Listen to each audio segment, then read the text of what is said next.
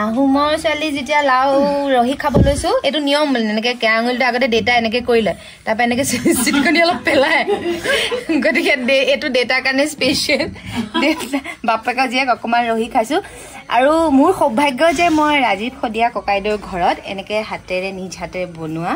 ৰহি অকণ আমলৈ টোপৰ সৈতে খাব লৈছো আমি যে এই আমলৈ টোপ ভাজিকণ খাই আছো এতিয়া বৌহেতৰ মুখেৰে শুনো যে মানুহে সুধিলে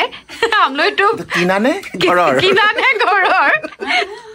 বৌ দুগৰাকীয়ে কব এতিয়া কক বৌ জুকে কব খালি কোনে কোনে কাৰিলে গছৰ পৰা চব ককাইদেউ ঘৰখনত কি নাই বৌহেঁতে নিজে একেবাৰে আমলৈটো সঁচাকে দেই তাৰপিছত এনেকে আতিথ্য কৰিছে সেইকাৰণে গোটেই সঁচাকে এই বৌ যে একদম পুৰা একদম গাল কেইখন নাই নাই আপোনাৰ হবগে আৰু 3 বছৰ পিছত এইগৰাকী নিচিনাই হব অকমান আই ধৰিছে নাই তই খালি বেছিকে খাই একদম কালি হৈ নাযাবি নহলে কাইলে মোক মেকআপ দিব আছে